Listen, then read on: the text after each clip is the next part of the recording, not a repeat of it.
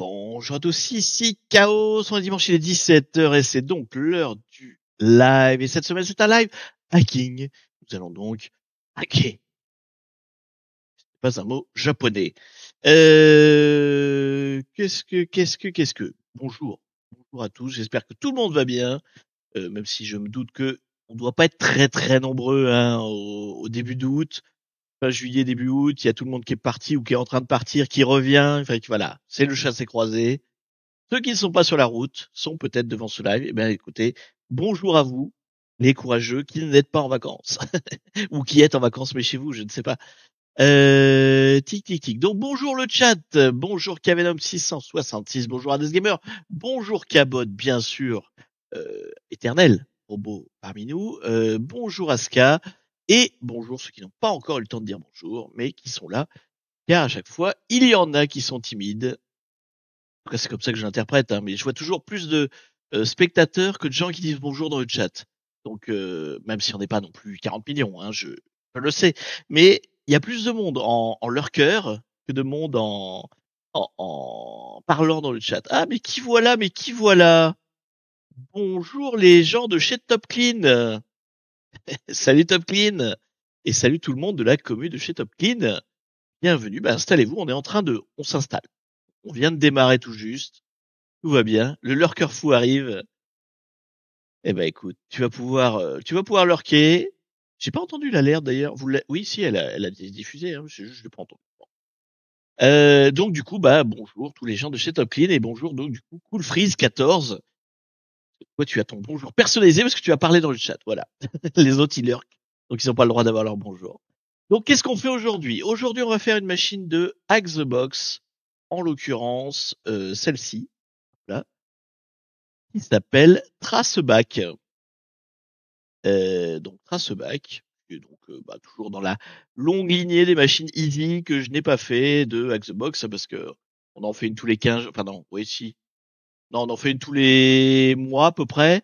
Et donc il en revient une tous les mois aussi. Donc la liste ne se désemplit jamais, c'est magnifique. Et donc aujourd'hui, c'est celle-là. Je rattrape tout mon retard de machines que je n'ai pas faites, mais on avance tranquillement. Et donc du coup, ce sera celle-là aujourd'hui. Je n'ai aucune idée de ce dont il s'agira. Quand je vois Traceback, je pense erreur Java. J'espère que ce n'est pas ça parce que je déteste Java. Là, pour ceux qui n'ont pas le lore de cette chaîne, ici, ça est le Java. Ça aime beaucoup la sécurité informatique. Ça boit du cacolac. On a du cacolac, j'ai refait le plein. Et ma foi, ça parle beaucoup. Ça cause plus que ça ne hack. Ça, c'est le défaut du gars. Il a tendance à beaucoup parler et à pas beaucoup avancer. Donc tout de suite, je vais ouvrir la machine pour pouvoir parler tout en faisant des choses quand même et pas parler dans le vide. Donc toujours le même setup. On est sur une WSL2, donc le sous-système Linux qu'il y a dans Windows. On est sur une Kali. Qui est donc en VPN avec les machines de Hack the Box et on attaque toujours de la même manière. Ici, c'est qu'on va faire un petit nmap sur la machine cible pour savoir un petit peu qu'est-ce qu'il va y avoir au menu de cette machine, le Java de Broadway exactement. Alors, où est l'IP? Je l'ai marqué là. Tac, 181. Voilà, donc je lance le nmap comme ça, je peux parler tranquillement en même temps. Voilà, donc ceux qui ne connaissent pas la chaîne, parce que vous venez de chez Top Clip, peut-être que vous n'avez pas l'habitude de venir ici. Moi, je fais du hacking ou de la sécurité informatique pour débutants. Voilà.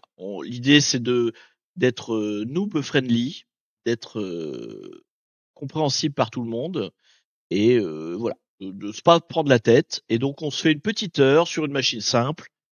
J'espère simple, plus ou moins simple suivant les jours, mais voilà. Et donc on fait une petite heure, on essaie de dérouler un petit peu les basiques d'une attaque de machine pour donc c'est ce qu'on appelle des catch the flag. Donc on attaque la machine et on essaye de devenir route de la machine pour obtenir tous les flags, donc ces petits fichiers texte avec des preuves que vous avez atteint tel ou tel endroit. Quoi. Donc en général, ça se passe en deux temps. Il y a un premier temps où on arrive sur la machine. Enfin d'abord, le vrai premier temps, c'est l'énumération, c'est ce que je suis en train de lancer là, donc avec la commande nmap. L'idée, c'est je fais le tour de la machine. Vous voyez, c'est comme si vous aviez une boîte noire à moitié un casse-tête devant vous. Vous faites le tour pour voir un petit peu tout ce qui s'y passe. Et ben c'est le principe de Nmap en fait qui va faire le tour de la machine et vous regardez les ports ouverts. Les ports, c'est par là qu'on va pouvoir attaquer, pouvoir rentrer ou en tout cas tenter de rentrer sur la machine. En l'occurrence ici, nous avons deux ports ouverts. Nous avons le port 22 du coup, qui est le port donc pour le service SSH. Comme j'ai lancé la commande Nmap, donc avec le moins grand A, j'ai plein d'informations sur la version de ce qui tourne de l'autre côté. Donc là, en l'occurrence, on sait que sur ce port 22 tourne OpenSSH en version 7.6 P1, qui correspond sans doute à Ubuntu. Donc on est probablement en train d'attaquer une machine Ubuntu. Et on a un autre port ouvert qui est le port 80 ici, donc qui est généralement du port web. Donc on a un site servi par Apache en version 4.29, dont le titre est Aidez-nous. Ok, on va voir ce qu'on peut faire pour eux. Normalement, si on est un vrai hacker qui fait ça proprement, mais j'ai tendance à pas faire les choses très proprement, c'est pas pour rien que je m'appelle Chaos. On ouvre normalement un petit fichier texte quand on fait du hacking. On a son petit bloc-notes et on note tout ce qu'on trouve. L'idée, c'est que vous allez noter tout ce que vous trouvez comme indice. Comme souvent, les machines catch the flag fonctionnent beaucoup par système d'indices. Vous allez peut-être à un moment donné être coincé dans votre manière d'avancer pour attaquer la machine. Vous relisez vos notes et vous allez trouver des pistes que vous n'avez pas bien explorées ou que vous avez envie de revoir, etc. C'est le classique. Bon, moi, le problème, c'est que je le fais très mal. Donc, en général, j'oublie une note sur deux et c'est évidemment les trucs importants que j'ai oublié de noter, quoi. Bon, là, on va juste s'en tenir à l'essentiel, c'est-à-dire ça. Le reste, on s'en fout. Tac. Donc, on a deux ports ouverts. Donc, moi, j'ai noté, donc, c'est ce que vous avez au début, hein, c'est donc le nom de la machine, mon IP à moi, que je me sers pour attaquer, et l'IP de la machine cible. Voilà. J'ai tout sur mon petit bloc-notes. On se le met de côté. Et donc, on a, je vous ai dit deux ports, hein, attaquer. On a soit le port 22, soit le port 80. Ceux qui connaissent mes lives ont l'habitude. En général, on attaque plutôt le port 80. Le port 22 est très souvent un port qu'on n'attaque pas. C'est plus un port d'accès, on va dire une fois qu'on a déjà des informations, des logins de mots de passe, des choses comme ça. Mais c'est pas le SSH, c'est pas un protocole très faible. Et donc, à moins d'une version vraiment très très ancienne, en général, on n'attaque pas directement le SSH. C'est pas par là que ça va passer. Alors qu'un site web, en général, il y a moyen de bien pourrir le truc et donc d'avoir des sites assez mal faits avec pas mal de failles de sécurité. Donc, on va commencer par voir de quoi il s'agit du côté du site web et espérer trouver une petite porte d'entrée, plus ou moins ouverte évidemment. Mais alors, je rappelle pour les nouveaux que vous pouvez changer mon fond d'écran avec la commande, je sais même plus. Le gars il sait même plus. Attendez, c'est dollar, non c'est point d'exclamation. Alors vous faites point d'exclamation help pour avoir toutes les commandes. Ça c'est une chose. Il y a une commande donc qui permet de changer mon fond d'écran. Il y a une commande qui permet de changer la musique que vous entendez là parce que vous assistez au live. Si vous regardez le replay, vous n'entendez pas la musique par la magie du copyright et des choses comme ça. Donc si vous voulez changer de la musique, vous pouvez suggérer un titre en faisant point d'exclamation SR suivi du nom de l'artiste ou de la chanson. Spotify se démerde et essayera de trouver ce qui colle le mieux à ce que vous avez demandé. Et comment on fait pour savoir quel fond d'écran est en cours? Bah, j'ai toujours pas implémenté cette fonctionnalité. Je sais pas si je peux d'ailleurs. Faudrait que je le fasse, oui. Là, en l'occurrence, mais il a l'air un peu figé. Pourquoi mon fond d'écran il est figé? Normalement, il bouge. Attendez. Bien sûr, tout ça n'est pas du hacking, mais comme je vous l'ai dit, je papote beaucoup autour. Je suis très facilement distractable, distrayable, un truc dans ce genre-là. Et donc, voilà. Oui, non, il est pas animé celui-là. Je croyais qu'il était animé. Ça m'étonne quand même. J'aurais dû régler ça avant de démarrer le live. C'est pas du tout le moment pour faire ça. Mais c'est pas grave. Alors, on va mettre un autre fond d'écran, puis je vais revenir dessus. Tac, par exemple, si je mets celui-là. Ouf. Voilà. Et si je reviens, parce que je suis quasi sûr. Voilà. Il bouge normalement. Il me semblait bien. Hop, on fait OK. Où est ma souris? J'ai perdu ma souris. Là, voilà. Voilà. Ça bouge. Normalement, ce sont des fonds d'écran animés, bien sûr. Et donc, alors pour votre information, du coup, donc oui, il n'y a pas de commande pour savoir le fond d'écran, mais attends, je vais te le dire. J'étais dessus, évidemment, j'ai fermé la fenêtre. C'était le fond d'écran qui s'appelle Hacker. Je crois que tu me l'avais déjà demandé, non? Il s'appelle Hacker. Tu le trouveras en cherchant Hacker. C'est Wallpaper Engine, hein, le truc qui fait le fond d'écran animé. Voilà, je pense qu'on a fait le tour. On n'a toujours rien hacké, c'est très bien. On va pouvoir démarrer pour de vrai. Donc j'ai dit on allait attaquer plutôt le site web d'abord pour voir ce qui s'y passait. Donc voilà le site web à quoi il ressemble. Alors, qu'est-ce que c'est que ça? Donc c'est un site titré Help Us euh, et il change de couleur tout seul. Ah oui, waouh, le site change de couleur, c'est magnifique. Alors donc, on est face à un site web qui manifestement a été piraté, puisque c'est ce qui est écrit, hein, ce site a été piraté. J'ai laissé une backdoor pour tout le monde, enfin pour tout le net, tout Internet, l'internet libre, ZZZ, youpi, tralala, et donc c'est un gars qui s'appelle 4 H. Ça ne se prononce pas. Alors peut-être ça se prononce en anglais, non, même pas. X4, X4, peut-être X4. Mais voilà, bon, on sait pas qui c'est. J'imagine que c'est le nom du créateur de la box, hein. Donc il y a manifestement attaqué ce site. Donc il y a déjà un hacker qui est passé avant nous en fait, et il aurait laissé une backdoor. Donc j'imagine qu'il va falloir qu'on la trouve pour pouvoir aller plus loin. Bonjour Monsieur Black Spider. Bonjour à toi. Ok, bon. Donc on va regarder quand même le code source de la page, voir s'il y a des petites informations intéressantes. Tac, tac, tac. Je vais vous l'agrandir comme ça vous y verrez plus clair. Hein, ce sera mieux. Alors bon, là c'est de la couleur, on s'en fout. Et donc là, on a un petit truc en commentaire dans le code source qui dit Some of the best web shells. Parmi les meilleurs web shells dont vous avez besoin. Ok. C'est censé être un indice, j'imagine. Je l'ai pas, mais bon, ok. Donc parmi les meilleurs web shells. Donc il faudra sûrement aller chercher du côté des meilleurs web shells du moment, que je connais pas, mais bon. Il y a sûrement un site qui les recense.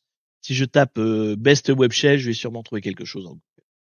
Mais bon, en attendant, quand même, on va pas laisser ce site tout seul pendant qu'on fait des recherches sur Internet. On va essayer de voir s'il y a d'autres pages. Donc actuellement, on n'a que cette page-là, hein, mais peut-être qu'il y en a d'autres à des adresses que je ne connais pas. Donc, je vais utiliser un outil qui s'appelle Feroxbuster. XH4H, c'est peut-être un web shell, tout à fait. C'est peut-être un web shell. Je le connais pas. Comment il s'appelait, moi, le web shell quand j'étais gamin? C'était C99, je crois. Ça existe, ça? C'est celui-là que j'utilisais, moi, quand j'étais petit. Quand j'étais petit. Oui, si, quand j'étais petit. J'avais 15 ans, donc j'étais pas très grand. Il me semble que ça s'appelait C99. Ou j'en ai peut-être eu un autre avant. Ah, je sais plus. Mais ils avaient des noms. En fait, il y a eu une époque, je sais pas si c'est encore le cas, mais où des groupes de hackers, hein, ceux qui pirataient abondamment, sortaient de manière un peu comme vous avez des groupes pour les Juarez, par exemple, sortir des jeux vidéo piratés, des choses comme ça. Il y avait des groupes qui sortaient des web shells. Ils avaient programmé leur petit web shell plus ou moins sophistiqué et du coup ils les mettaient à disposition comme ça. Et donc il y avait C99, il me semble que c'était celui-là que j'utilisais. D'ailleurs je crois qu'ils sont dans Kali, hein, ils sont fournis avec. Enfin pas tous, mais il y en a certains qui sont fournis. Si je regarde dans Web Shell,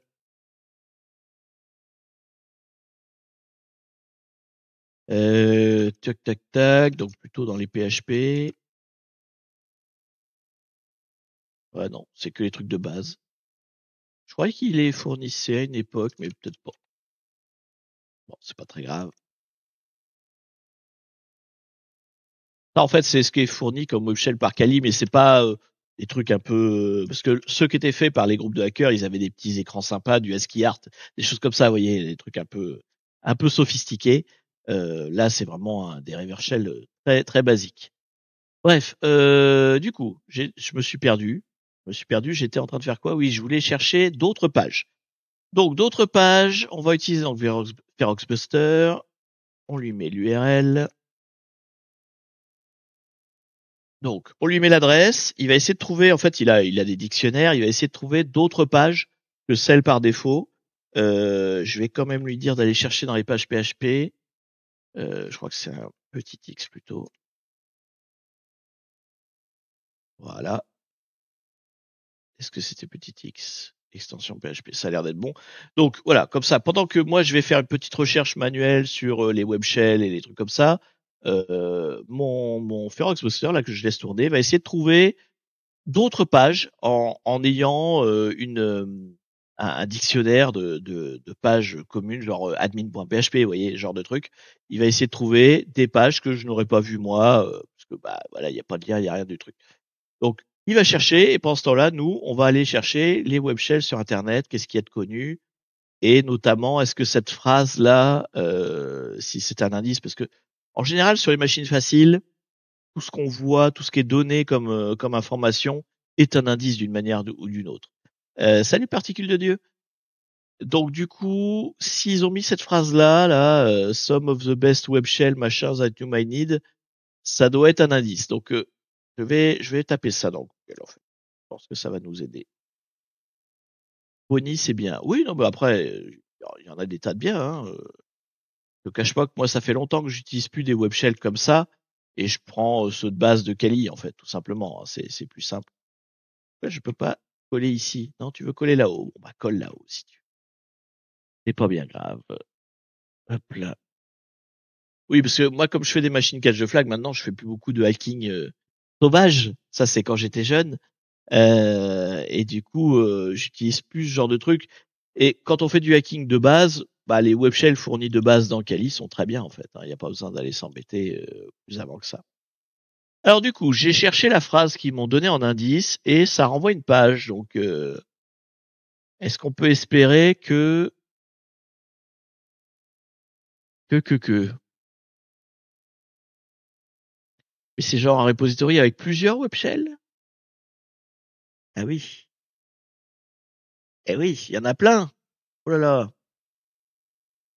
Pas plein. Il y en a une petite dizaine. Est-ce qu'il y est, C99? Oui, il est là, tiens. C99. C99 UD, je sais pas ce que c'est la version UD, j'imagine que il y a eu des forks et des tas de trucs. Ah oui, R57, je connais celui-là aussi. Oh là là, que de souvenirs. Est-ce qu'il y a ce... Et je crois que j'en utilisais un autre, mais il a pas l'air d'être dans la liste. Ça devait pas être parmi les meilleurs. Ça devait pas être un des meilleurs web shells. Donc,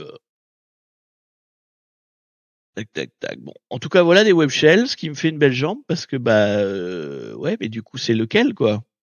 Revenons à nos trucs, au lore de cette machine. Donc ça nous dit que XH4H là, il a hacké ce site et il a laissé une backdoor. Et dans les commentaires, enfin dans le code source, on voit qu'ils disent donc cette phrase là qui nous renvoie sur ça. Donc ça voudrait dire que sa backdoor qu'il a laissé, c'est un de ces trucs là. Donc si c'est un de ces trucs là, c'est lequel? Enfin, je les essaye tous. Du coup, il faudrait que je donne ça à Ferox en fait. Parce que du coup, je vous ai dit, hein, j'ai un outil, donc hop là, Ferox Buster, bah, d'ailleurs il a fini, essaye de trouver d'autres pages. Donc il a rien trouvé, hein, parce que là il a fait des 404. Il a pas trouvé d'autres pages. Par contre, il a en fait, il a une word list, il a une liste c'est marqué là, hein, il utilise cette liste-là pour essayer de trouver des choses. Mais si je lui donne la liste de tous les web shells, eh bien, je vais peut-être pouvoir retrouver ce web shell. En fait, les web shells, quand ils sont posés tels quels, genre par exemple C99UD là, .php, bah, en général on le renomme pas, donc ça voudrait dire que l'URL ce serait adresse IP slash le web shell, enfin le C99UD.php, vous voyez, ce serait l'URL en fait. Donc si je donne tous ces noms là à manger à Feroxbuster, il va pouvoir tout tester. On va faire ça. On va faire ça. Alors, hop hop hop. Donc on va se faire une petite liste de web shells. Hein. Tac. Donc, c'est Ferox qui va mettre le point PHP. Donc, faut pas que je le mette. Ah zut. Donc, hop. Vous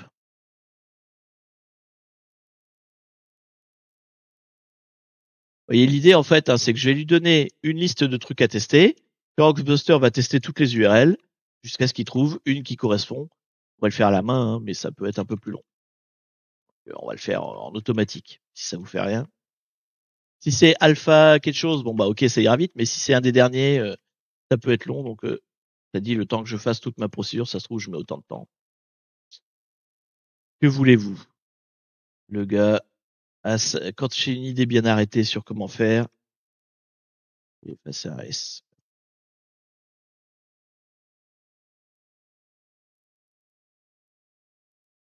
Tac. À chaque fois, je fais un coup de trop. Ah, mais je vais pas y arriver.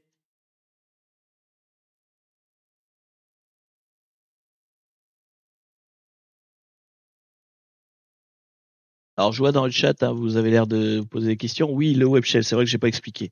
J'ai trop l'habitude. Un web shell, c'est un outil que vous envoyez sur un serveur. Donc, c'est une page web, hein, c'est une page que vous accédez comme une page web. Donc, il faut avoir un moyen d'accéder et d'envoyer des fichiers. Mais on va dire que vous avez un site internet, vous avez placé une page web dessus, et c'est une page web qui vous permet de faire des commandes, qui permettent d'exécuter des commandes qui sur le serveur. Donc, genre, si c'est un serveur Linux, vous pouvez lister les répertoires, vous pouvez faire toutes les commandes qu'il y a sur le serveur. On peut qu'il soit pas bien protégé, et donc que vous ayez réussi à placer cette page d'une manière ou d'une autre. Alors, il faut avoir déjà eu une faille en amont qui permette d'envoyer une page avec un web shell. Mais là, en l'occurrence, le travail est déjà fait à notre place. Le web shell, il a déjà été envoyé sur le serveur. Donc, ça veut dire qu'on peut déjà l'exploiter, quoi. Alors, donc, si je lui dis la word list, je sais plus comment c'est comme ça. Et donc, liste web shell, ça marche ça? Est-ce qu'il l'a pris ma liste? Oui, il l'a pris ma liste. Ok.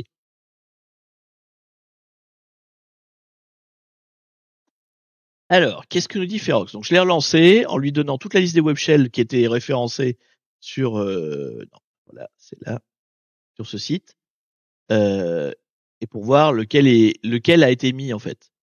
Donc, du coup, Ferox Buster m'a dit que c'était Smevka, je sais pas comment ça se prononce, qui est le web shell apparemment sur la machine. Donc, ça veut dire que sur ce site-là, qui a été piraté, il y a normalement smevk.php, un web shell. Est-ce que c'est bien le cas? Oui. Alors, qu'est-ce que c'est que ce web shell? Pour un login mot de passe. Pour un login mot de passe, ça m'étonne.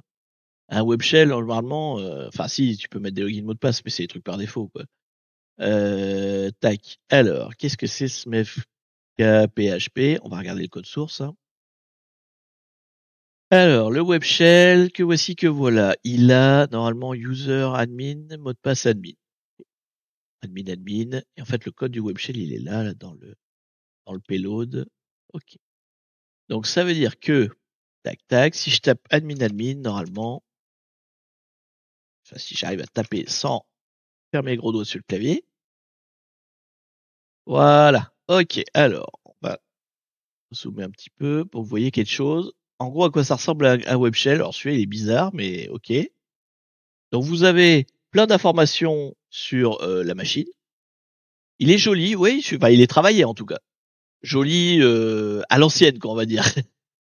Donc, au début, là, vous avez des infos. Alors, on a quoi? On a la machine qui tourne derrière. Donc, on sait que c'est un Linux. Il s'appelle Traceback. C'est une Ubuntu. Bon, on savait déjà tout ça, mais ça nous le redit. Ça nous dit avec quel utilisateur tourne actuellement le site internet. Donc, il tourne avec le user web admin. C'est bon à prendre. Le serveur, c'est un serveur Apache. Ça, on le savait déjà aussi. On sait, alors, il nous dit qu'il y a PHP de dispo, il y a Perl, il y a tar, gzip, bzip2, nc, locate. Donc, c'est des commandes qui sont dispo. Donc, c'est intéressant. Ça veut dire qu'il les a détectées. Le web shell a fait le boulot, quoi, hein. Il a été vérifié que les trucs existaient. Donc moi, ce qui m'intéresse clairement, c'est Netcat, hein, qui est là. On n'entend pas du tout la musique. Ah, attends, je vais monter un peu.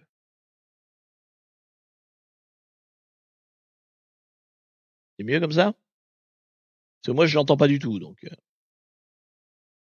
je me la coupe. J'aime pas la musique. Ça m'aide, ça me déconcentre. Donc, on sait qu'il y a tout ça de dispo, et moi, en l'occurrence, Netcat va m'intéresser. Ensuite, il y a wget, qui est dispo aussi, donc c'est intéressant.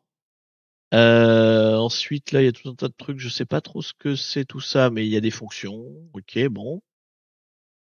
Et donc, on est dans le répertoire HTML, ce qui est pas très surprenant, qui est le répertoire de base du serveur web. Donc, en dessous, vous avez tout un menu, là, où j'imagine avec d'autres fonctionnalités du web shell. Donc, tout ça, c'est dans le code source du web shell, hein. C'est juste dans ces quelques lignes-là, en fait. Tout est là-dedans, en fait. Tout est dans cette longue ligne, très longue ligne. Euh, Là, tout jusque là-bas. Et en fait, tout le web shell est caché là-dedans en base 64. Donc du coup, il sait faire quoi ce web shell? Il sait donner des informations de sécurité apparemment. Il y a un truc de fichier, un truc pour faire une console, donc ça m'intéresse. Un bypasser, je sais pas ce qu'il fait, un mode secure et tout. Ouais, d'accord. Importer des scripts, des informations de network. Il y a un défaceur carrément, un truc pour bricoler les sites web justement. Un injecteur de code, un truc sur les domaines et un bouton pour se loguer. Déloguer plutôt. Donc en dessous, vous avez le répertoire en cours avec les fichiers qui sont dedans. Donc actuellement, on est dans var www.html, donc on est dans la racine du site web, avec donc du coup le web shell qui est là. Et tous ces fichiers-là, j'imagine qu'on peut les éditer. On peut quoi? On peut copier, déplacer, supprimer. D'accord. Ok. On peut changer de répertoire, on peut créer un répertoire, on peut exécuter une commande, uploader des fichiers. Oh, il est bien ce. Alors, à chaque fois, le web shell, il dit qu'on peut, mais en fait, on peut pas forcément. Il propose toutes ces fonctionnalités-là, et selon comment le serveur en face est configuré, il y a des fonctionnalités qui vont marcher, d'autres pas. Voilà, c'est comme ça que ça marche les web shells. C'est des outils un peu tout faits, mais bah, des fois ça marche pas. Si le gars il a bien sécurisé son Apache derrière et il a bien sécurisé son site web, les outils qui sont là vont juste pas marcher en fait. Alors en l'occurrence, j'imagine que c'est prévu pour que ça fonctionne. Alors, ce qui va m'intéresser, c'est plutôt ça là, le execute. On va pouvoir lancer des commandes et c'est ce que je veux en fait. Ou ça carrément, console, ça fait quoi si j'appuie sur console? Ça ouvre une fenêtre en bas, ouais, d'accord. Et donc si je fais par exemple pwd, ok, donc j'ai une console en bas, impeccable. Donc le web shell me donne une console, ça va être plus utile. Donc du coup, moi je veux Netcat, il est là. Donc non, d'ailleurs je veux pas Netcat, je veux faire un reverse shell en fait. En fait, le problème des web shells, c'est sympa, mais tout ce que vous allez faire va être dans cette fenêtre Firefox. Et c'est pas forcément très stable. Il faudrait arriver à sécuriser en fait votre accès. Donc là, ok, le gars il a déjà trouvé une faille, il a déjà réussi à accéder à la machine, il a déjà mis un web shell. Donc on va dire le plus gros du boulot est fait. Sauf que nous, si on veut pouvoir être tranquille et bien exploiter après la machine, ce qu'on préférerait, c'est pouvoir se connecter dessus dans le terminal directement, pas à travers le navigateur. Donc pour ça, idéalement, il faudrait qu'on ait soit une connexion SSH, soit au pire un reverse shell. On va essayer de faire une connexion SSH, c'est le plus stable, c'est le plus fiable. Donc pour ça, en fait, il faudrait que sur cette machine, on y mette nos clés SSH pour pouvoir se connecter dessus. Je crois que j'avais déjà fait dans des lives précédents des clés privées. Euh... Non, je n'ai pas de clé privée.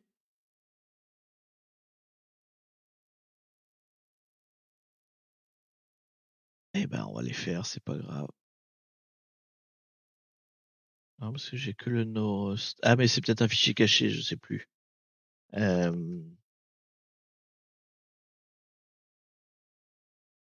Ouais, non, je l'ai pas. Eh ben, on va en refaire, c'est pas grave. Donc, du coup, l'idée, ça va être quoi? Ça va être qu'on va créer une clé privée, on va la mettre sur le serveur à l'aide du web shell, et comme ça va nous donner l'autorisation de rentrer. Ou alors, je pourrais bêtement créer un utilisateur. Ouais, non, ça, je vais pas avoir les droits. Donc, logiquement, là, on doit être avec le user web admin. C'est ça, c'est ce que j'avais vu tout à l'heure.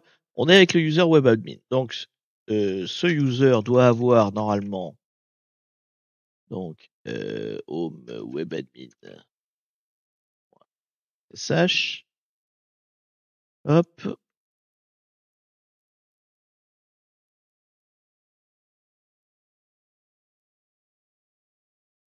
Non, je me suis mal mis. Donc c'est home. Attends, c'est quoi le home du truc? Attendez, on va aller chercher quel est. Non, c'est pas CD, c'est 4. Je cherche à savoir quel est le répertoire de WebAdmin. Quel est le répertoire principal? Donc c'est bien Home WebAdmin. C'est ça que je veux. Donc, tac, je vais dans ce répertoire. Voilà. Donc là, je suis dans mon répertoire personnel sur WebAdmin, enfin sur le serveur. Je regarde qu'est-ce qu'il y a comme fichier dedans. Ça rame un peu. Voilà. Donc, ok, il n'y a pas de SSH. Il n'y a pas de SSH? Faut que je le crée alors. Non, je suis dans le bon répertoire là? Non, je suis revenu. Ah, faudrait que je fasse tout dans la même commande alors du coup.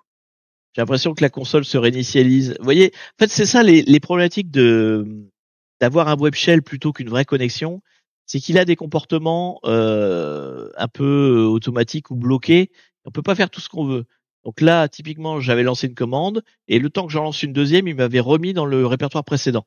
Donc là, je suis obligé de tout mettre dans la même commande.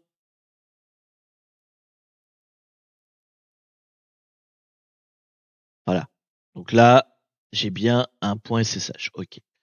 Donc l'idée, ça va être de faire un LSL, d'aller voir qu'est-ce qu'il y a comme clé déjà renseignée à la limite. Et comme ça, je vais prendre celle qu'il y a déjà. Il y en a déjà.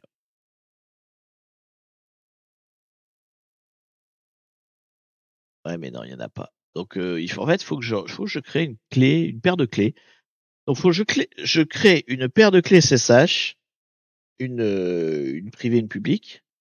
La clé privée, c'est moi qui la garde. La clé publique, je vais la mettre sur, vous voyez, dans ce fichier là, autorisé de qui. Et comme ça, je vais dire au serveur, eh bien, à partir de maintenant, tu autorises ma clé à se connecter en SSH. Et donc, du coup, je pourrais me connecter directement au serveur. On va regarder quand même ce qu'il y a dedans. Il n'y a rien dedans, en fait. OK. Donc, créer une clé privée. Je ne sais plus comment on fait. Parce que je fais ça une fois tous les 1000 ans. Donc, je vais demander à Google. Bah, tu me diras, j'avais déjà Firefox d'ouvert. Pourquoi je le referme? Clic. Et, SSH. Et alors, voilà. Génération d'une nouvelle clé. C'est qui en minuscule? Ah, je m'étais gouré dans le web shell. Attends, là.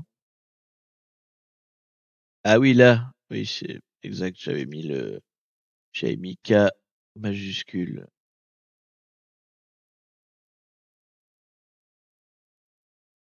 Petit K, du coup. Mais il y a rien quand même. Le fichier est vide. Alors, du coup, paf. Donc, générer une clé, ça se fait avec SSH keygen. Alors, moins T, c'est pour donner le protocole, mais ça, on s'en fout. Moins C, c'est pour donner quoi? Non, on s'en fout aussi. Tout ce qu'on veut, c'est générer une clé, en fait. Peu importe. Donc, SSH keygen, c'est ça que je veux. Il faudrait que je spécifie le fichier de destination. C'est moins I, non? output Kefal, c'est moins F. Donc, hop là, toto.key.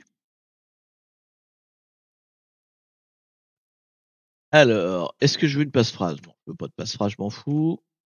Hop, donc il m'a généré tout un tas de bazar. Et donc, si je regarde mon fichier toto.key, voilà, j'ai ma clé privée. Ma clé privée est là, ma clé publique est ici. Hop là. Donc ça, faut que je le mette dans... Non, pardon. Excusez-moi, je dis des conneries. La clé publique, elle est là. C'est ça qu'il faut que je mette. Donc ça, faut que je le copie dans... Bon, j'ai pas besoin de mettre la fin, mais ça, faut que je le copie dans Authorized Key. C'est cette chaîne-là qu'il faut dedans. Et ça va être mon fichier pour y accéder. Donc du coup, on revient sur le web shell. Donc il faut que je mette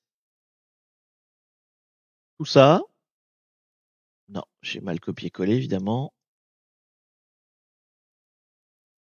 Je veux que ça. Voilà. Tac. Tac. Donc je veux mettre toute cette chaîne de caractères là dans le fichier autorisé de key. Donc on va, vu qu'il y a un dedans, on va l'écraser, hein, de toute façon. Donc home webadmin .ssh/authorized keys. Tout ce que je fais, c'est un écho. Hein. En fait, j'écris dans le fichier. Voilà. Du coup, j'écrase tout ce qui est dans le fichier. Ouf. Donc, normalement, c'est fait. On va vérifier que webadmin j'ai pas fait de boulette, hein, parce que bon. C'est là où, en fait, c'est la partie difficile pour moi en tant que hacker, c'est qu'il faut être organisé, ordonné. Vous voyez, sur ce genre de truc, vous pouvez très facilement louper un caractère, louper, voilà, faire une boulette, et vous retrouvez en fait coincé devant la machine en vous disant ça fait 3 heures que je suis devant, j'arrive pas à la hacker, alors qu'en fait c'est juste vous avez mal écrit un truc. Ça m'arrive très souvent en live, très très souvent. Quand vous n'êtes pas en live, quand vous pouvez réfléchir tranquillement, regardez vos notes, posez-vous, faites les choses proprement, quoi. Là, évidemment, vous voyez, par exemple, j'ai rien écrit depuis tout à l'heure dans mes notes. C'est pas bien. Mais bon, normalement, il faut tout écrire. En plus, si vous faites du pen testing, tout ce que vous faites, vous devez le documenter. Donc après, il faut pouvoir le ressortir et tout. Notez tout. Voilà. Plus vous notez de choses, plus ce sera propre dans votre restitution d'informations. Du coup, donc on a mis la clé publique dans les clés autorisées de la machine. Donc logiquement, alors faut juste que le fichier privé soit bon. Est-ce qu'il l'a mis par défaut avec les bons droits? Oui, c'est OK. Donc logiquement maintenant, si je veux me connecter à la machine en utilisant donc ce fichier que j'ai créé, je me connecte en tant que webadmin, hein, puisque c'est là-dessus. Pas besoin de chmod. Non, en fait le chmod est déjà fait tout seul. Ouais, il est déjà en RW. À la création, il a fait ce qu'il fallait. Donc 10.10.181. Donc je veux me connecter au serveur avec mon fichier qui correspond à la paire de clés que je viens de générer en tant que webadmin, puisque c'est dans le user webadmin que j'ai mis ma clé. Donc logiquement, que je connais pas la machine, mais voilà. Voilà. Donc maintenant, on est sur la machine, on est en train d'attaquer, on a mis un pied dessus, et c'est un pied stable entre guillemets. C'est-à-dire que on n'est plus à travers cette espèce d'interface là, qui est là, qui est pas forcément très facile à manier, puis voilà, qui peut avoir des défauts. Là, on est dans une vraie session SSH. On peut, voilà, on peut se promener dedans, on peut faire tout ce qu'on veut, c'est propre. On a un vrai pied dessus, on a mis les doigts dessus. Donc, je vois qu'il y a un fichier note.txt. Alors normalement, le principe des machines hack the box, hein, c'est qu'on doit chercher un flag qui s'appelle user et un flag qui s'appelle root. Donc, en général, quand on a mis un pied sur la machine, on a l'accès au flag user. Là, je le vois pas. C'est qu'il doit arriver un petit peu plus tard. On doit pas être tout de suite avec le bon user. Mais c'est pas grave. Donc, du coup, on a un fichier note. En tout cas, on va lire le fichier note de quoi que ça coûte. Alors, c'est une note de sysadmin. Je t'ai laissé un outil pour t'entraîner à l'UA. Je suis sûr que tu sais où le trouver. Contacte-moi si tu as des questions. Donc encore une fois, je vous ai déjà dit, c'est plein d'indices. Donc là, il y a des indices qui disent qu'il y a un outil qui fait du Lua qui est planqué quelque part. Et c'est sysadmin qui le dit. Donc, je vais recopier tout ça dans mes notes. Et on va voir ce qu'on peut essayer de trouver, ce qu'on peut faire de toutes ces informations-là. Hop là. Donc, je vais quand même regarder s'il n'y a pas de fichier caché. Là, on a un fichier qui s'appelle Luvit History. Je ne sais pas ce que c'est. Ah, c'est vide. Pour l'instant, c'est simple. Oui, pour l'instant, il n'y a pas grand-chose de très compliqué, mais le boulot a déjà été fait à notre place, en fait. On a un Bash History. Est-ce qu'on peut trouver des informations dedans?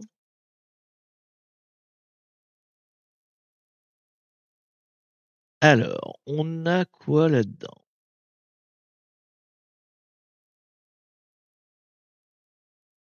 Alors, je vais tout noter parce que c'est intéressant. Il fait des trucs avec l'UA. Alors, l'UA, je sais que c'est un langage de programmation. Je sais que c'est un lien avec Firefox, mais je ne connais pas plus que ça. Donc, ça peut être emmerdant s'il va falloir faire du Lua. J'y connais rien du tout.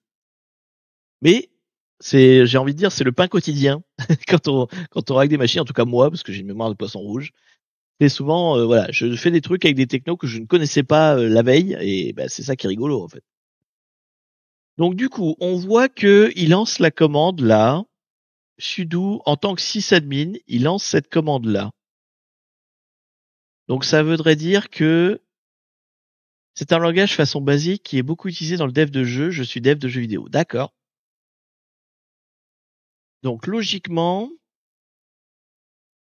si je fais sudo-l, voilà. Donc en fait, on a le droit de lancer cette commande-là, l'uvit, là, je sais pas ce que c'est l'uvit, mais on a le droit de la lancer en tant que sysadmin sans mettre de mot de passe. Donc c'est des droits particuliers qu'on a donné à ce user-là, au user webadmin. Et en général, ce qu'on va faire, nous, c'est de l'escalade de privilèges. C'est-à-dire qu'on va utiliser cette chose-là, ce droit-là qu'on lui a donné pour essayer de le contourner, d'en faire quelque chose de sympa. Le problème, c'est que je sais pas du tout comment fonctionne l'UA. Donc, va falloir bosser. Euh, donc, ça veut dire que je peux lancer une commande en étant avec des plus grands privilèges que ceux que j'ai par défaut. Vous voyez, l'idée c'est d'avoir de plus en plus de privilèges jusqu'à arriver administrateur global, c'est-à-dire root. Donc là, je sais déjà que je peux passer de webadmin à sysadmin, peut-être, si j'arrive à comprendre ce que je peux faire avec ça. Donc on va lancer la commande, hein, parce que je sais pas ce que c'est, mais on va le lancer, on va voir ce que ça fait. Donc sudo, on a eu sysadmin, et donc en fait c'est un exécutable qui se trouve dans les dossiers de sysadmin que je peux probablement pas explorer, mais je peux lancer la commande en tout cas. Alors ça fait quoi? Luvit repel, d'accord? Luvit repel, ok. Je peux faire quelque chose? Nil. Ok. Alors je crois qu'on va aller chercher sur Google. Qu'est-ce que c'est que ce truc? Donc Luvit, Luvit. Qu'est-ce que c'est que ça? Alors c'est pas du sol huileuse, hein, je ne pense pas. Luvit.io. Luvit. Asynchronous input-output for Lua. D'accord. D'accord, d'accord. C'est quoi en fait? D'accord. Donc en fait, tu lui donnes un fichier Lua et il l'exécute. Grosso modo, de ce que j'en comprends. Donc ça veut dire qu'il va falloir comprendre comment on fait des trucs intéressants en Lua. Ouais. Alors, comment on va faire ça? Alors, je me trouve un tuto de Lua, mais je vais pas apprendre tout Lua en 5 minutes, je vous le dis tout de suite. Donc il va falloir que je me trouve. Alors qu'est-ce que je veux faire en Lua? Qu'est-ce qui serait intéressant de faire en Lua? Est-ce que Lua peut ouvrir un shell? Après, est-ce que j'ai besoin d'ouvrir un shell? Donc ça voudrait dire que. Donc du coup, ce que ça veut dire, c'est tant que je suis là, que je suis dans l'Uvit, j'ai les droits de sysadmin. Donc, je sais pas si il y a moyen de parcourir des choses ou de s'ouvrir un shell. Est-ce que dans l'Uvit, Je vais regarder sur GTFO Beans quand même. Des fois que il aurait une débile là-dessus.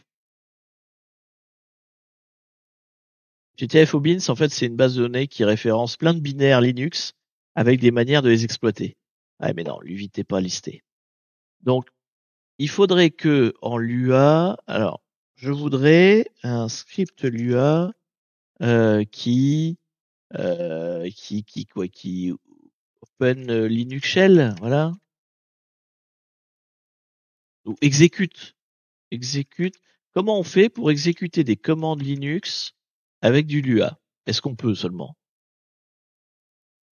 Voilà. Comment puis-je écrire un script Lua qui exécute une commande? C'est ça.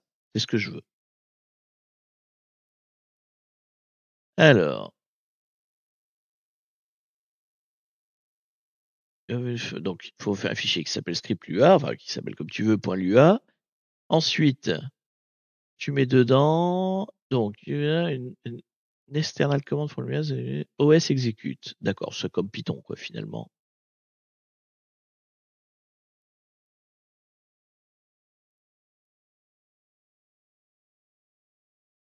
Selon moi, tu dois faire une élévation de privilèges vu que l'interpréteur n'a certainement pas les bonnes permissions et a peut-être les accès root. Bah, il a surtout les accès sysadmin. Quoi qu'il arrive, parce qu'on l'a lancé avec sysadmin. Donc, quoi qu'il arrive, il doit être capable de lancer du sysadmin. Donc, logiquement, si je mets, merde, j'ai perdu mon copier-coller. Hop. Donc, si je lance cette commande-là, donc echo, first param, second param. Donc, du coup, si je fais un ls, ou un ID plutôt, ID, si je fais ça, ça marche? Ça a l'air de marcher. Donc, du coup, tout ce que je mets là-dedans, je peux exécuter des commandes comme ça. Et vous voyez, là, j'ai demandé quel était mon ID d'utilisateur. Il me dit bien que je suis sysadmin. Donc, par exemple, si je veux regarder les fichiers qu'il y a dans sysadmin, alors du coup, comment on fait les paramètres? C'était avec des guillemets, hein. First param, second param, ouais, c'est ça. Donc, du coup, ls, si je fais home sysadmin, par exemple comme ça, là, je peux lister les fichiers qu'il y a dans sysadmin que je peux pas faire quand je suis pas dans l'UA. Tu n'as pas compris ce que c'est nil? Bah, nil, c'est nul. C'est pas nils, hein. C'est pas HP nils. Ça veut dire juste qu'il connaît pas la commande, en fait. Non interactive. Ah, ok.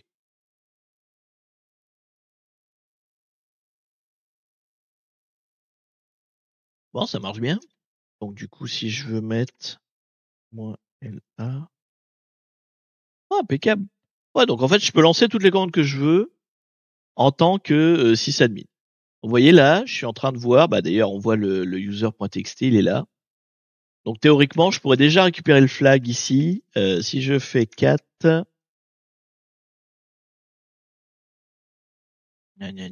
user.txt, je peux déjà récupérer le flag. C'est pas tout à fait comme ça qu'il faudrait le faire, mais en tout cas, je peux déjà le voir. Donc là, ça c'est le flag user et on l'a eu. Peu importe la manière dont on l'a eu, on l'a eu. Hop. Donc premier flag, on l'a. Il est temps pour vous d'interagir avec moi, d'interagir sur ce live et sur mon profil Axe the Box. C'est pas rien quand même. Parce qu'en fait, vous allez noter. Donc, il faut noter la difficulté avec laquelle on a réussi à obtenir le flag que je viens d'avoir là, le user.txt, le contenu. Donc, qu'est-ce qu'on a fait pour l'obtenir? On a été sur le site web. On a vu qu'un hacker était déjà passé par là et avait déposé un web shell. On a listé toute plein de web shells et on a cherché jusqu'à ce qu'on trouve où c'est qu'il est. Donc, on a trouvé le bon web shell. On s'y est connecté avec les mots de passe par défaut. À partir de là, avec le web shell, on a mis sur la machine distante nos clés SSH pour pouvoir s'y connecter. On s'est connecté. Là, on a vu. Alors, en fait, il y a beaucoup d'étapes, mais c'est vrai que c'est rien de compliqué dans tout ça. Mais il y a beaucoup d'étapes.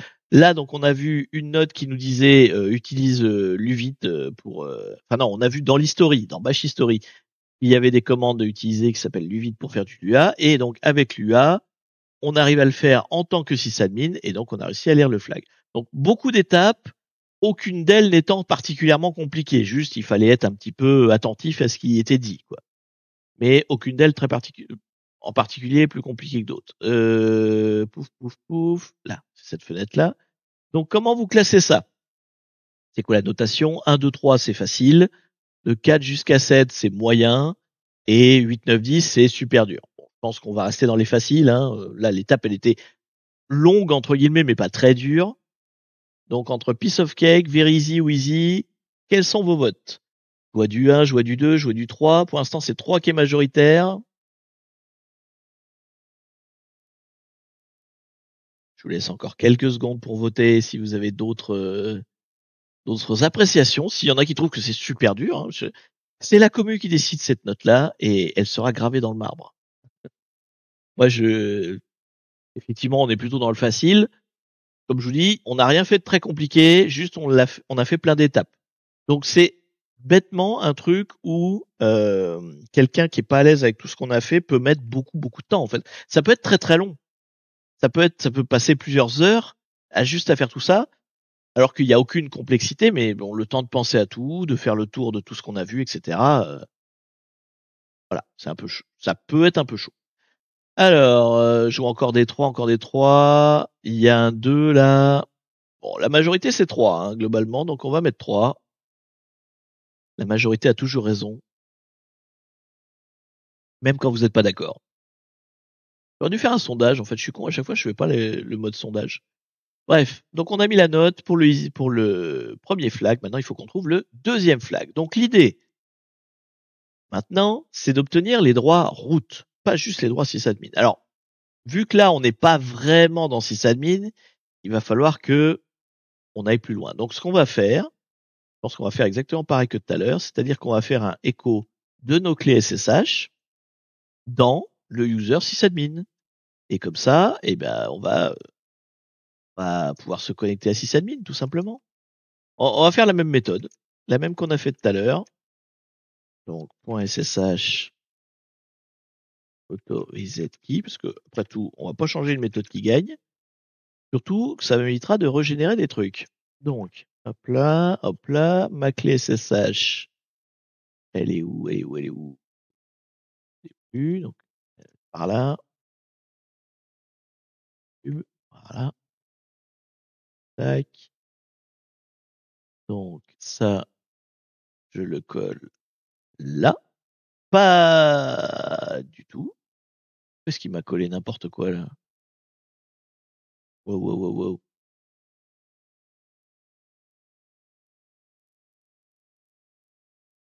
Ouais, ok, bon, on va dire que ça a marché. Je lance.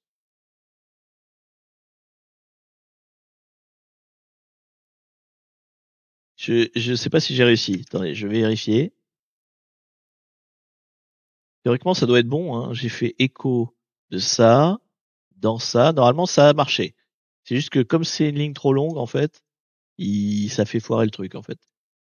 Donc, on va juste vérifier que ça a bien écrit ce que je voulais. Autoriser qui dans le fichier. Non, ça n'a pas l'air d'avoir écrit dans le fichier. Donc, il faut que je le refasse. Alors, hop, hop. Qu'est-ce que j'ai merdé? Il y a trop d'espace, c'est ça? Ce serait plus comme ça.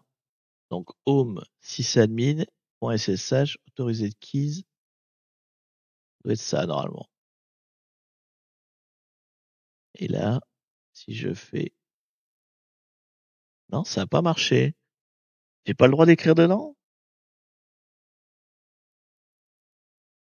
Bon, on va le faire autrement, alors. On va le faire autrement. Je vais faire un reverse shell, plutôt. Je vais faire un reverse shell. Alors, je me rappelle plus des commandes. Non, tiens, on va faire un autre truc. J'avais fait un autre chose la dernière fois. C'était... Il y avait un site de Reverse Shell. C'était bien. Oh, c'était RevShell, il s'appelait. Voilà, c'était ça.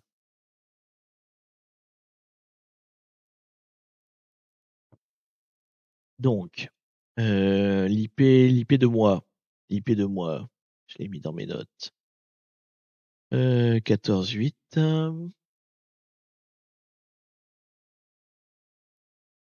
On va se mettre sur le port 1, 2, 3, 4 parce que j'aime bien. On va faire avec du bash, je préfère. Non, ça c'est le listener, on s'en fout. Plus là, voilà, bash. Tac. Coding, non. Ouais, bah c'est tout en fait. Donc là, j'ai voulu faire directement mettre les clés, mais ça ne marche pas parce que je sais pas pourquoi. Ah, peut-être qu'il faudrait que je le fasse dans un fichier en fait. Attendez, je m'emmerde peut-être pour rien. Comment on quitte? Comment on quitte? On le sait, voilà. Donc, si je fais plutôt un fichier, photo.lua, que je mets ma commande dedans, donc c'est ça que je veux. Tac.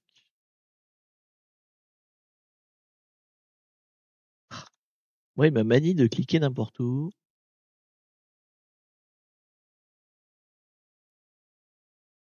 Là. En fait, au lieu de le faire en interactif, parce que vous voyez, ça défile et tout, il doit y avoir un truc qui marche pas. Je vais le faire. Mais, mais, là, mais, arrête! Je peux pas utiliser les flèches. C'est O, je crois. Oui. Non. Ah, putain, je suis perdu. Pourquoi est-ce il est tout foiré, le Vim, là? Attendez, je vais le recopier-coller. Je vais faire un copier-coller plus propre ailleurs.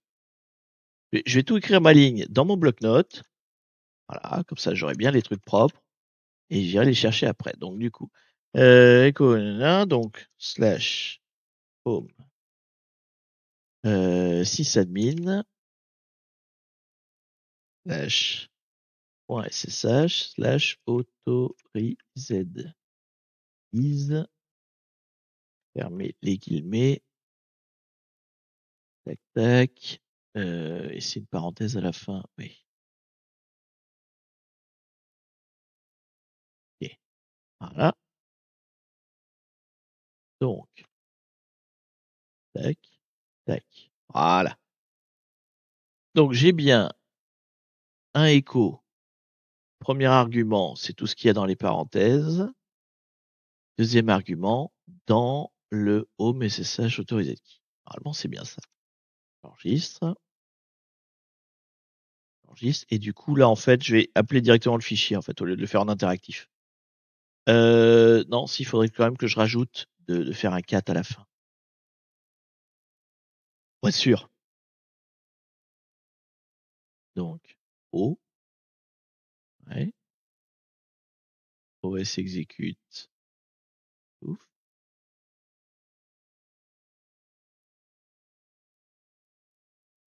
Là. Ouais. Donc, exécute. Et je vais faire un cat de home. Pour que la commande se vérifie à la fin, quoi. On vérifie si on a bien écrit le fichier. Autorised. Mais, tac, tac, tac. Voilà. Donc, j'exécute, je mets ma clé publique dans le fichier du sysadmin, du SSH du sysadmin, et je vérifie après avec un cat que ça a bien écrit dedans.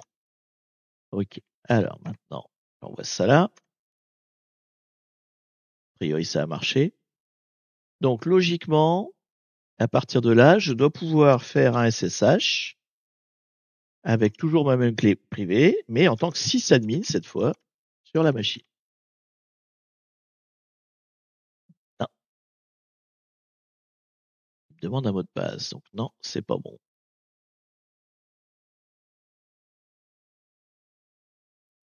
C'est pas bon. Je sais pas pourquoi ça marche pas. Qu'est-ce que j'ai loupé dans le... Donc, je mets bien ma clé privée. Je me suis pas loupé dans ma clé privée, tout simplement. Ah, clé publique, pardon, clé publique. Donc, c'est bien ça que j'ai mis là.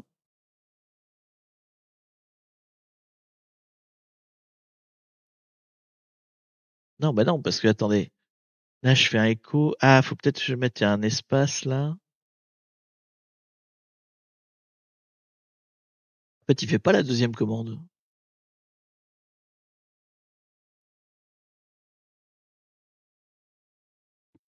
On est d'accord qu'il a pas fait la deuxième. Il aurait dû faire un 4 de ce qu'il y a dans le fichier, il a rien fait. Je l'ai pas le 4 là. Non, je l'ai toujours pas. Donc ça marche pas. Je sais pas pourquoi ça marche pas. Bon, bah, écoutez, on va pas faire cette méthode-là, c'est pas grave. On peut pas faire la même méthode tout le temps, donc on peut pas y aller en faisant les clés SSH, je ne sais pas pourquoi. On va faire plutôt un netcat. Donc du coup, je reviens sur ce que j'étais parti faire. Ça, là, on va faire ça. Un reverse shell et du coup, je vais écouter. Donc la différence entre web shell et reverse shell, je vais demander à la machine cible de se connecter à moi. Alors qu'un web shell, vous allez sur la page de la machine, c'est vous qui allez sur la page web. Là, donc ça c'est un web shell et un reverse shell, c'est la machine qui vient se connecter à moi. Donc moi, il faut que je sois en écoute de ce que la machine va m'envoyer. Donc pour ça, il y a tout un tas d'outils. Moi, en l'occurrence, j'utilise Penelope, entre autres. Enfin, pas toujours Penelope, mais j'utilise aussi celui-là. 1, 2, 3, 4. Donc là, non, c'est juste comme ça. Je sais plus. Non, c'est moins P. C'est moins P. Voilà. Donc là, j'ai ce qu'on appelle un listener qui va attendre que le serveur vienne se connecter à moi. Et au moment où il y aura connexion, il va générer un shell. Donc ensuite, côté la machine là, je vais, alors ce coup-ci on va le faire en interactif. Je vais lui dire de donc se connecter à moi. Pour ça, donc je vais lui dire exécute la commande. Ouf. Donc euh, ce qu'on a là, le début, oui si c'est. Tac. Donc du coup, ça fait SH. Premier paramètre, c'est ça. Deuxième paramètre, c'est ça. Ah, mais c'est peut-être ça qui allait pas, c'est que j'avais pas mis les espaces. Ouais, c'est peut-être ça qu'il foirait mon truc d'au-dessus, là. Il y a des espaces. J'ai peut-être pas le droit aux espaces. Et du coup, en fait, faut mettre des guillemets à chaque fois, quoi. J'ai pas dû respecter la syntaxe. Bon, c'est pas très grave. On va voir si cette méthode-là marche. Donc là, je dis à sysadmin, donc sur la machine distante, de se connecter à moi qui est en train d'écouter. On va voir si ça marche. Ça marche pas. Ah, il me dit can't open. Alors c'est peut-être parce qu'il n'y a pas SH. Je fasse plus bash. Il est où le truc? Là. On va le faire avec bash. Oh, il n'y a rien qui marche là-dedans.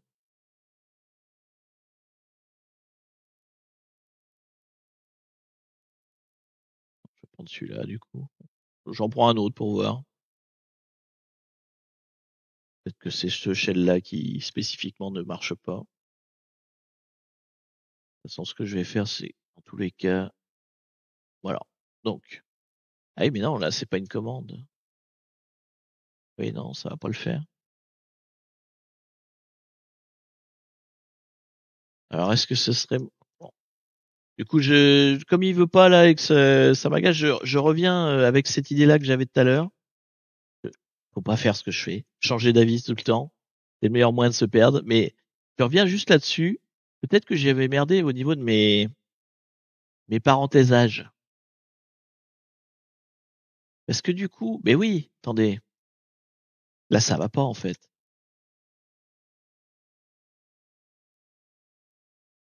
En fait, la syntaxe de l'UA, là, elle est pas respectée. C'est echo, entre guillemets, deuxième paramètre. Donc, du coup, si je mets un deuxième paramètre, ce serait comme ça, en fait.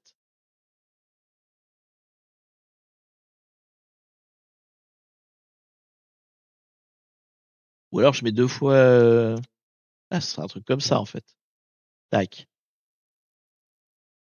Et là, autre paramètre, on va faire comme ça. C'est peut-être mieux, là. Parce qu'en fait, du coup, les guillemets que j'avais mis, c'était pas les guillemets du echo. C'était les guillemets de l'UA. Donc, normalement, il faut deux trucs. Il faut les guillemets de l'UA et les guillemets de echo. Et c'est pour ça, je pense que ma commande marchait pas. Est-ce que c'est mieux? Ça n'a pas l'air. Je saute d'une méthode à l'autre à chaque fois et il y en a aucune qui marche et ça m'agace.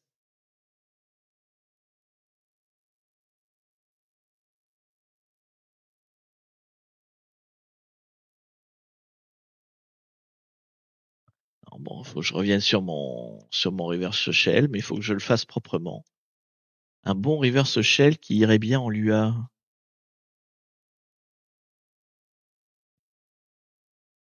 Si tu mets pas le echo entre guillemets, pourquoi mettre le... Parce qu'en fait, la première commande, elle est pas entre guillemets. En tout cas, c'est ce que j'ai vu sur le site de Lua. Après, je peux me tromper, hein, mais quand on regardait, voilà, tu vois, en fait, la syntaxe telle qu'elle est décrite dans le truc, là, donc c'est OS exécute, ta première commande, entre guillemets ton premier paramètre, entre guillemets ton second paramètre, entre guillemets les différents paramètres, quoi, etc. Donc, moi, je veux faire un écho. Ah oui, non, je mettrais juste entre guillemets.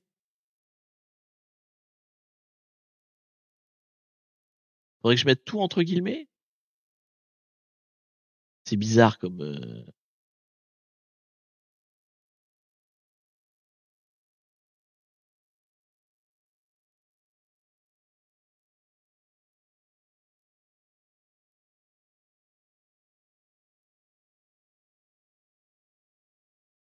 Donc, écho. Écho, ça c'est bon.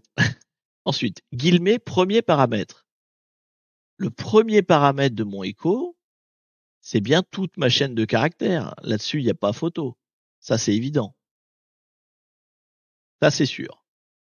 Second paramètre, c'est le supérieur ou égal. Enfin, supérieur. Tac. Et le dernier paramètre, c'est ça? Ce serait comme ça?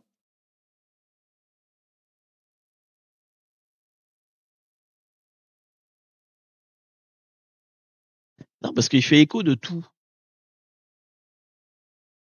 En fait, c'est ça le problème, c'est qu'il exécute et il fait un écho de l'ensemble de la chaîne, en fait. Moi, c'est ça qui me va pas. Et du coup, ça, faudrait pas que je le mette entre guillemets? Comme ça?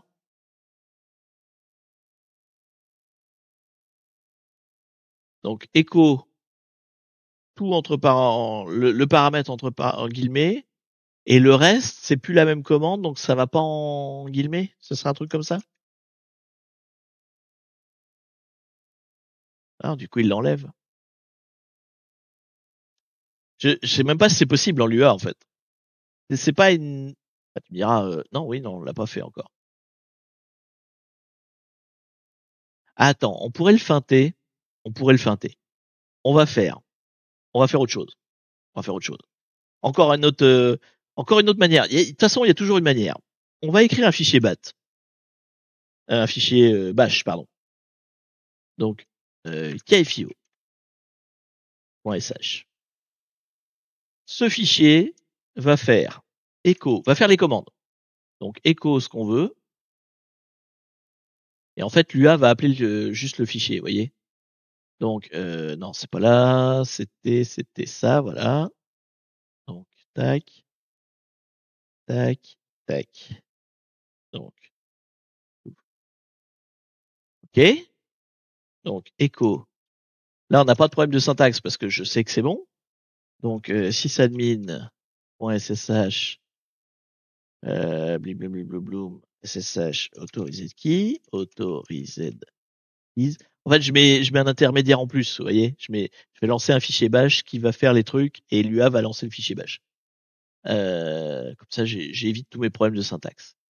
Donc, tac, et je fais un 4 derrière pour vérifier que ça a bien le fait.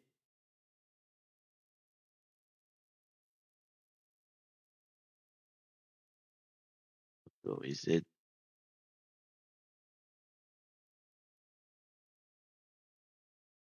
Ouais. Donc, ça, c'est un fichier exécutable, utilisable par tout le monde. Voilà. Et donc, mon Luvit, là, je vais lui dire exécute le fichier en question, que j'ai perdu la syntaxe, là, c'est tac, tac. Donc, bash, paramètres, tmp, kfio, oui, enfin, sh, bon, c'est pas grave, c'est pareil, kfio.sh, tac, tac, tac. Voilà, comme ça, j'ai plus de problème de paramétrage de redirection de sortie, je n'exécute que un fichier. Il me dit qu'il a fait ce qu'il avait à faire. Donc, normalement, ça doit être bon. Donc, alors, du coup, on n'a pas utilisé cette méthode-là. On revient, on n'a pas fait le reverse shell, on a utilisé la méthode de la clé privée. Et voilà. Ok. On a triché, enfin, on a triché. On est des hackers, on est là pour tricher. Mais j'arrivais pas à le faire en Lua, je l'ai fait dans un autre langage et j'ai appelé l'autre langage avec Lua. Voilà. Je me suis mis un intermédiaire, mais au moins, ça passait.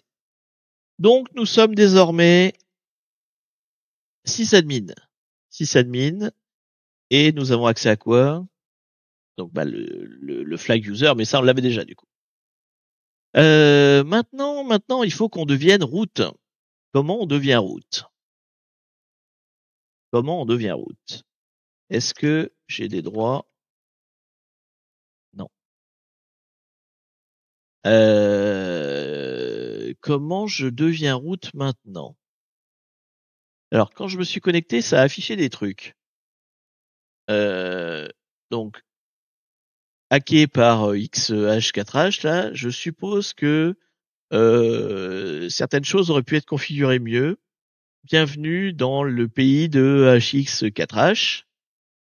Et là, il y a j'ai pas réussi à me connecter à Ubuntu changelog. Vérifiez votre connexion proxy. D'accord. Donc il a changé le message du jour en fait. Et puis il exécute un truc en dessous là. Donc le message du jour, c'est dans MOTD, non? C'est ça? On devient route sans fumant de la grain. Ouais, ça doit être ça.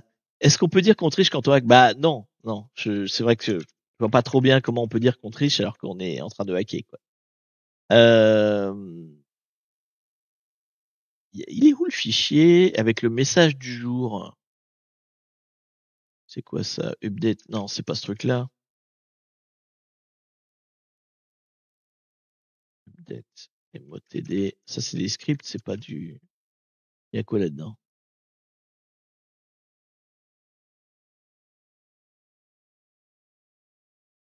Il est où le texte?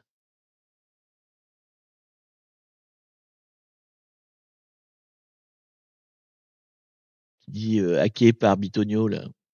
C'est là, peut-être. ETC défaut MOTD news? Non, c'est là. Bienvenue dans l'univers HK. Donc, il a changé ça, là. Ces scripts-là.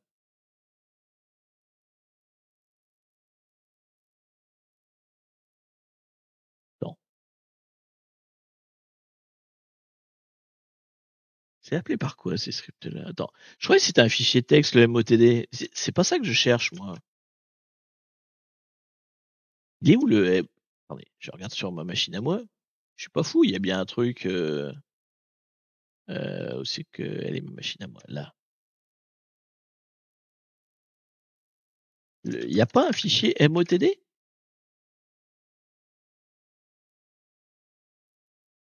Si, c'est ça. ETC MOTD. Voilà, c'est ça, normalement. Ça, c'est le fichier avec le mot du jour. Donc, est-ce que... En fait, c'est le message qui apparaît quand tu te logs. Donc lui, il en a pas. Comment ça, il en a pas? Et du coup... Et update MOTD, c'est quoi en fait? C'est des scripts qui sont joués à chaque fois, c'est ça?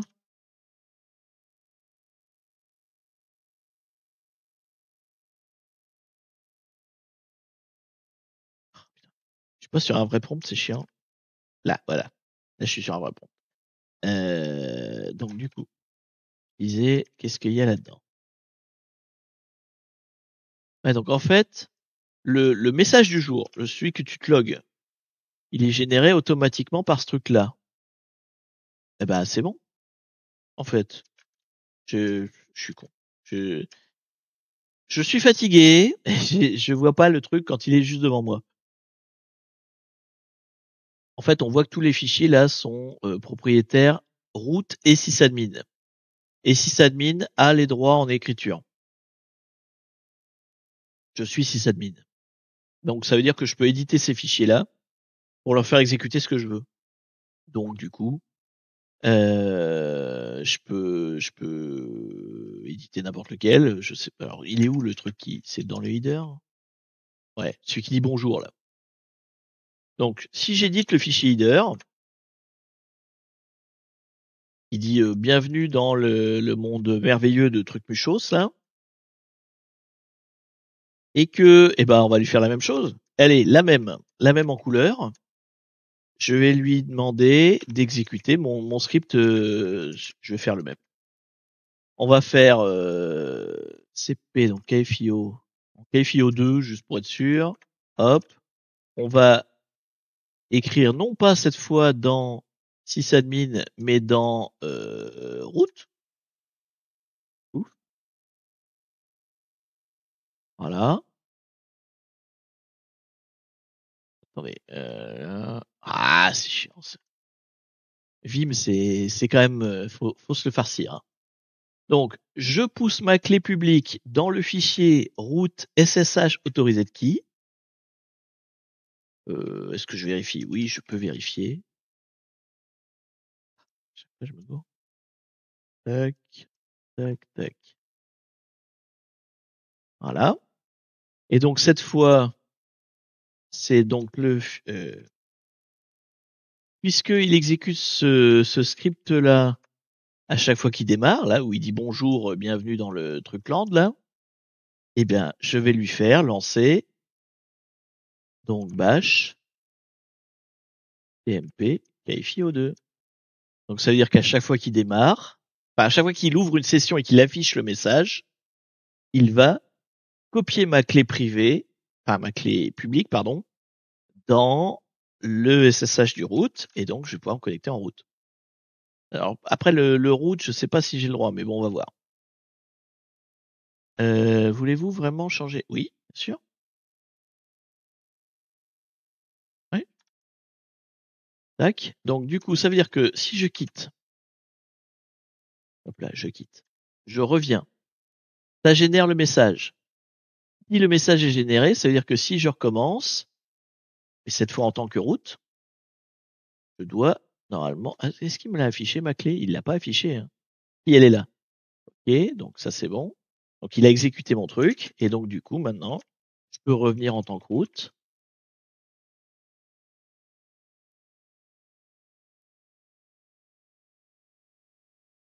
Et je suis route.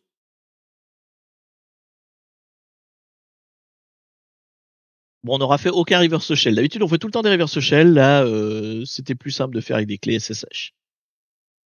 Et donc là, normalement, pif paf pouf, j'ai le flag.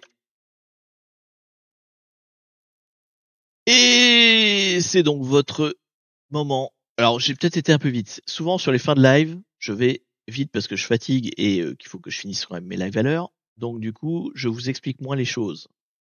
Où c'est qu'est la fenêtre? Donc, on va quand même repasser en revue ce que j'ai fait. Donc, est-ce que le flag est bon? Oui. Ah, il m'a pas demandé la note. Là, oui. Donc, du coup, on avait le flag user. On s'est servi de l'UA. On a créé un code, enfin, on a fait un fichier bash qui met les clés SSH dans les clés autorisées du user.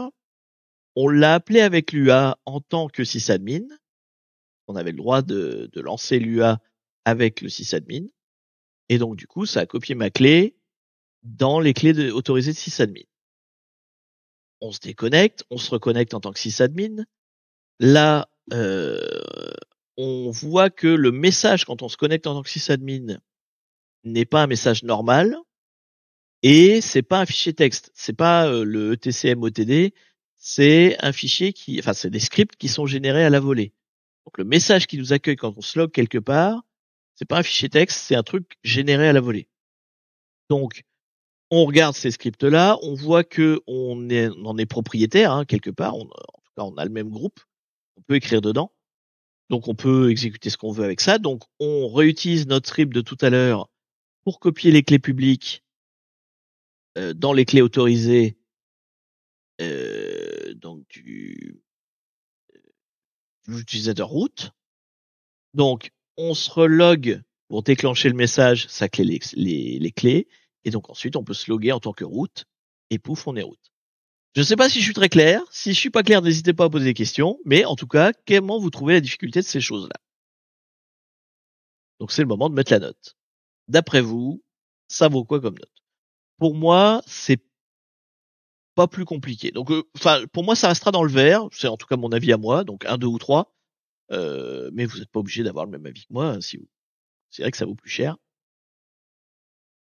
Il y a peut-être une étape où j'ai été trop vite, mais techniquement, il y avait rien de compliqué, je trouve encore. Ça reste une machine facile vraiment de bout en bout.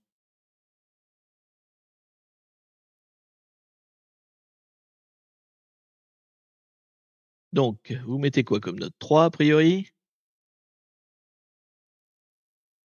Je rappelle, hein, pour ceux qui arrivent en cours, je sais pas, si jamais vous prenez le live complètement en cours de route, ceci n'est pas de la bière. Hein. Ceci est du chocolat.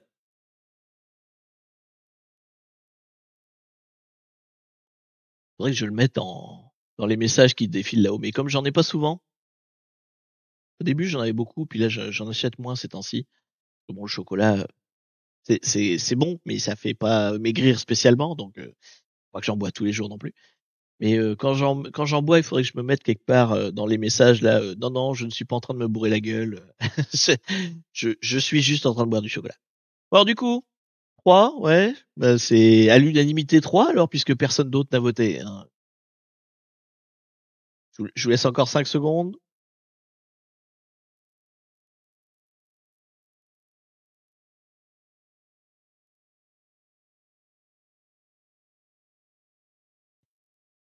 Trois aussi.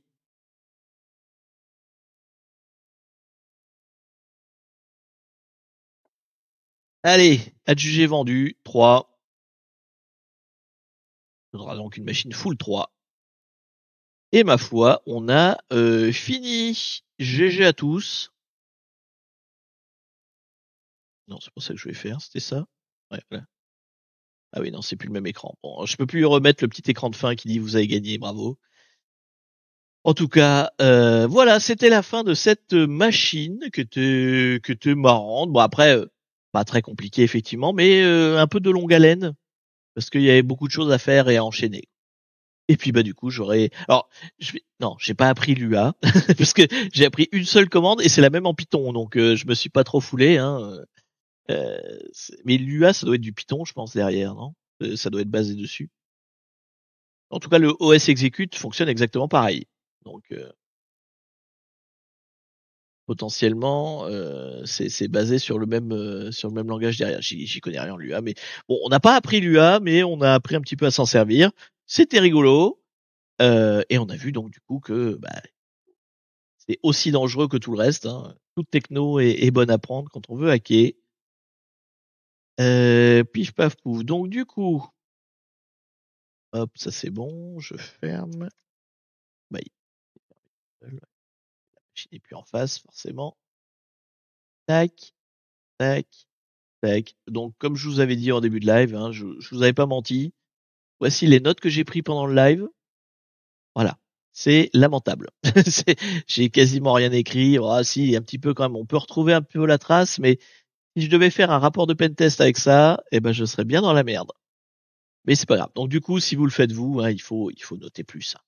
N'hésitez pas. Plus vous notez, plus vous trouverez des trucs. Hop. Donc du coup, il me reste à vous dire que la semaine prochaine, je sais pas ce qu'on fait.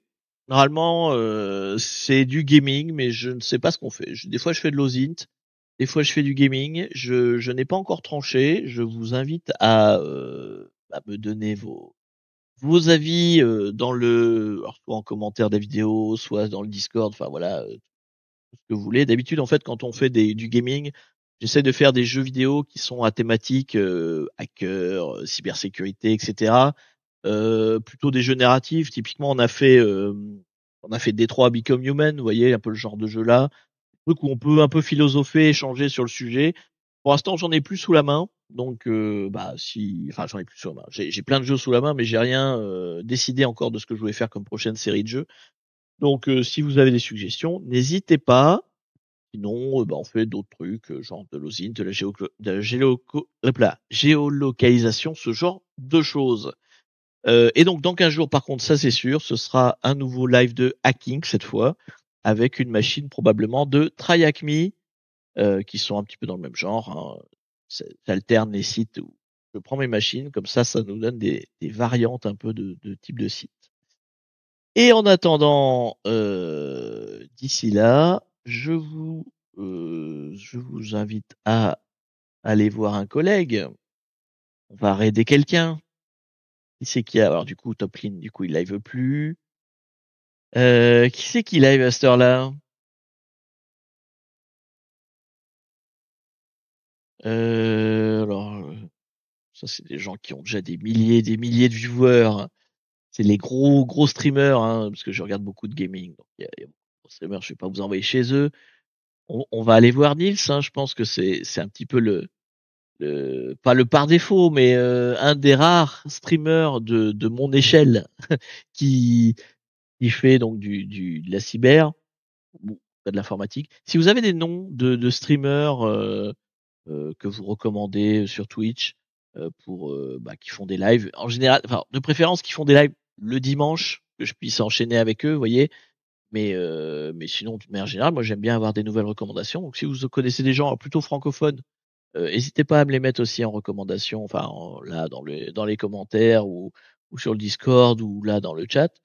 Moi, je vais vous envoyer donc chez Nils qui fait en ce moment du DevOps toujours. Il bricole sous NetBSD. C'est une longue série apparemment.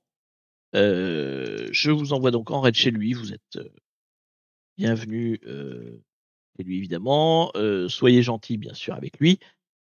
Si vous n'avez pas envie de le regarder, regardez autre chose. Il n'y a aucun souci. Vous n'êtes pas obligé. Moi, je vous dis donc à la semaine prochaine. Et ma foi, voilà. Bonne soirée à tous. Allez, salut tout le monde.